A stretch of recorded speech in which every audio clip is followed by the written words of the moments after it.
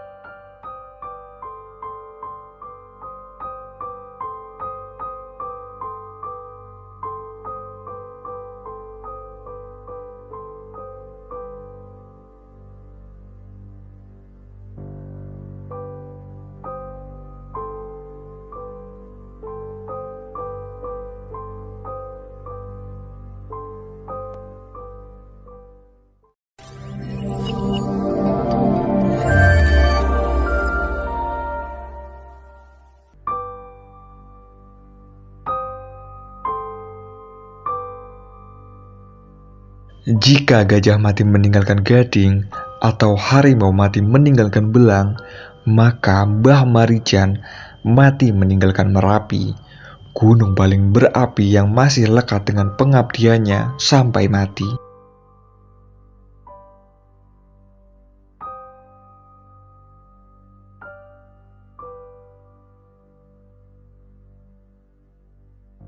Merapi kalau mau membuat jalan akan jalan sendiri, tidak perlu ditutupi dam, itu harus dibongkar.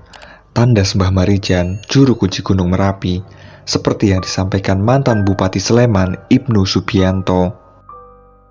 Dam yang dimaksud Mbah Marijan adalah tanggul dan bak besar yang dibangun untuk menampung tumpahan lahar dingin hasil erupsi Merapi. Tahun 2001 kala itu, Mbah Marijan mengatakan secara tegas kepada Bupati bahwa dirinya menolak pembangunan dam tersebut. Penolakannya tak berarti karena pembangunan tetap saja dilakukan. Saya heran, mengapa Mbah Marijan menghalangi? Saya mau bongkar mitos itu. Tekad Ibnu yang kemudian menulis buku berjudul Melacak Mitos Merapi, Peka Bencana, Kritis Terhadap Kearifan Lokal. Waktu pun terus berjalan. 9 tahun kemudian, pada 26 Oktober tahun 2010, di tengah Merapi yang sedang aktif-aktifnya memuntahkan lahar, Mbah Marijan ditemukan sudah tidak bernyawa di dalam rumahnya di Dusun Kinah Rejo, Cangkringan, Kabupaten Sleman, Daerah Istimewa Yogyakarta.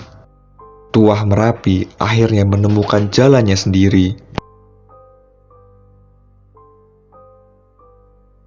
Mbah Marijan punya alasan untuk menolak pembangunan tanggul di kawasan lereng Merapi. Ia adalah sosok yang sangat percaya kosmologi. Ia meyakini alam sudah mengatur dirinya sendiri sedemikian rupa untuk menghadirkan keharmonisan dan keseimbangan semesta. Terlebih lagi Gunung Merapi, salah satu bukti kuasa alam paling megah di tanah Jawa. Mbah Marijan meyakini Merapi bukanlah sekedar onggokan gunung, melainkan suatu lingkungan atau komunitas yang saling terkait dengan seluruh makhluk yang beraktivitas di sekitarnya. Baginya, ada hubungan saling menjaga dan melindungi di lingkaran Merapi. Lahir pada tahun 1927, Marijan menjalani kehidupan dari awal sampai akhir hayatnya hanya di Kinah Rejo. Ia sudah menjalani peran sebagai penjaga Merapi, melanjutkan jejak ayahnya yang sudah lebih dulu menjadi juru kunci salah satu gunung api paling aktif di dunia itu. Pada tahun 1970, saat ayahnya masih hidup, Marijan sudah diangkat sebagai abdi dalam Keraton Yogyakarta untuk menyertai tugas sang ayah. Sultan Hamengkubuwono ke-9 berkenan memberinya gelar sekaligus nama baru, yakni Mas Penewu Suraksohargo, dengan pangkat sebagai Mantri Juru Kunci alias wakil atau asisten ayahnya. Setelah sang ayah meninggal dunia, Marijan pun naik menjadi Juru Kunci Gunung Merapi sejak 3 Maret 1982.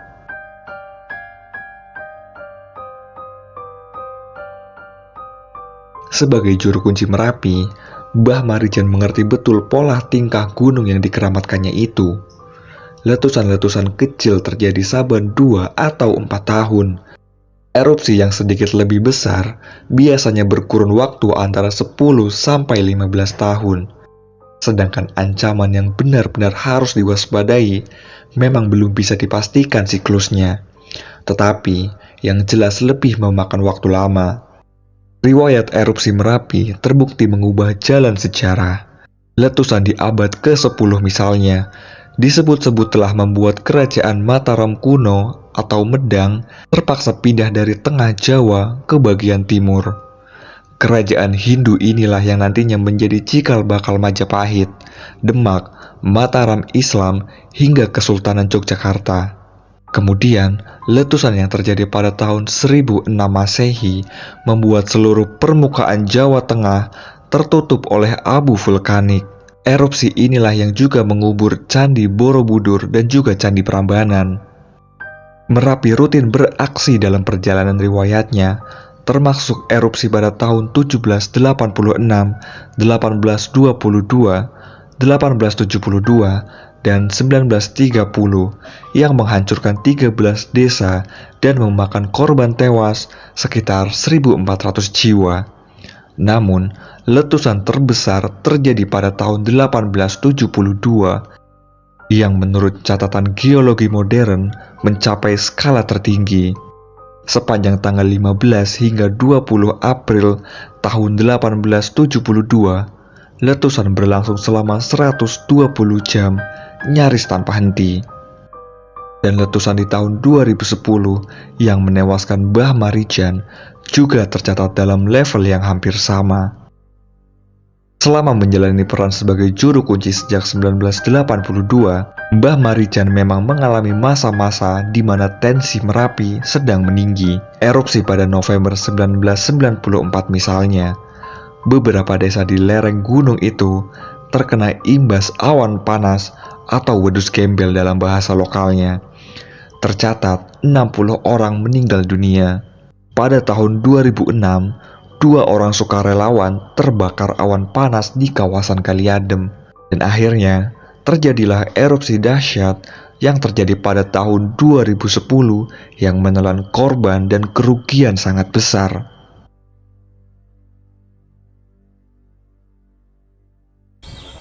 Nek pemerintah salah paham aku darani ngindari Pak Presiden, ning aku kuwi duwe tugas perintah ngersa dalem sampan dalem ingkang sinuwun ping 9 tekan saiki kuwi aku kudu ngrumat papan-papan sing kanggo tertentu spiritual. Malah nek iso sing ora duwe tugas kudu netepi dawuh pemerintah ya kudu ngusi. Soalnya kuwi ora duwe kewajiban saluran karo kraton, ora duwe saluran karo pemerintah. Nek sing duwe saluran karo pemerintah ya pemerintah, sing duwe saluran karo kraton ya kraton lho. Mbah Marijan selalu enggan jika diminta mengungsi manakala ada tanda-tanda Merapi bakal menguap lagi. Bahkan ia pernah 2 kali menolak permintaan Sultan HB ke-10, Raja Yogyakarta sekaligus Gubernur DIY yang seharusnya menjadi junjungannya. Penolakan pertama adalah pada tahun 2006. Sultan Hamengkubuwono ke-10 memerintahkan penduduk Kinaharjo untuk bersedia dievakuasi ke tempat yang aman. Namun, Mbah Marijan mengabaikannya dan malah menyepi di pelataran Sri Manganti yang berada di lereng selatan Gunung Merapi. Ia selamat, tak kurang satu apapun juga. Mbah Marijan bukannya tidak menghormati Sultan Hamengkubuwono ke-10. Namun, status Sultan yang juga menjabat sebagai gubernur membuat Mbah Marijan merasa bahwa imbauan mengungsi itu sama halnya dengan perintah pejabat pemerintahan lainnya, bukan titah seorang raja. Berkali-kali, Mbah Marijan menegaskan bahwa ia hanya berpegang teguh pada amanat yang diberikan oleh Sultan Hamengkubuwono ke-9, ayahanda Sultan Hamengkubuwono X, ketika ia diangkat sebagai abdi kerajaan yang ditugaskan untuk menjaga Gunung Merapi, pemula garis imajiner menuju pusat istana sampai ke Laut Selatan. Tidak pernah ada perintah mengungsi selama Sultan Hamengkubuwono ke-9 bertahta. Mbah Marijan lagi-lagi menampik permintaan Sultan Hamengkubuwono X ketika Merapi menggeliat pada tahun 2010. Ia percaya kasih sayangnya akan dibalas setimpal, bahwa gunung yang dijaganya dengan segenap jiwa tidak bakal menyebabkan hal-hal buruk terhadapnya.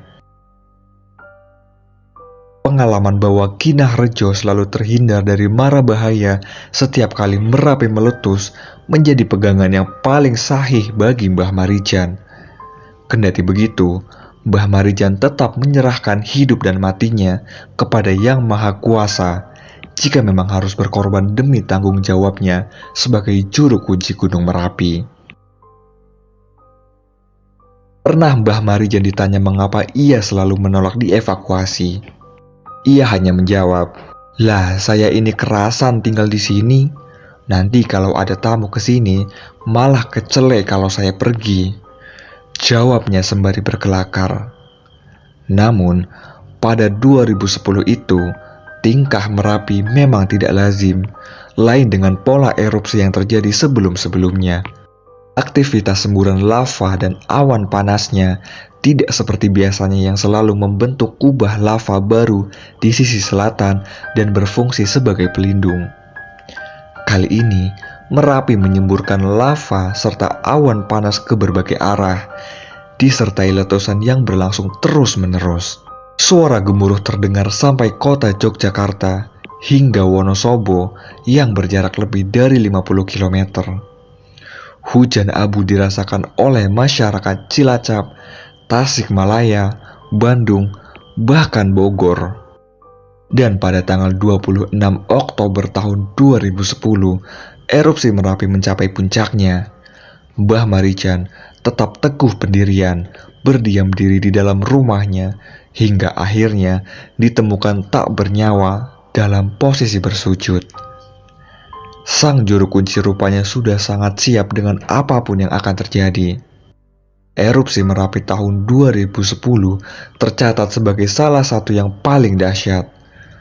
Data Badan Nasional Penanggulangan Bencana (BNPB) menyebutkan 341 orang tewas, 368 orang harus mendapatkan perawatan di rumah sakit, dan lebih dari 61.000 orang harus dievakuasi. Sedangkan kerugian materi mencapai lebih dari 4,2 triliun, termasuk 3.300 bangunan yang mengalami kerusakan. Bupati Sleman karo Bupati Klaten, Magelang, Boyolali. Kuwi papat kuwi nek iso kudu mikir. Kudu mikir. Ora iso mikir kuwi bakal diwehi ning nganggopan panas. Terang kuwi, cetha kuwi. Jenenge ngrusak alam. Kuwi pamane Bupati papat ki mau Sleman, Klaten, Boyolali, Magelang. Papat kuwi. Kuwi ning nek anggere bego ku ora gelem mburat sak teruse bakal diparingi nganggopan panas. Dawe Yang Merapi.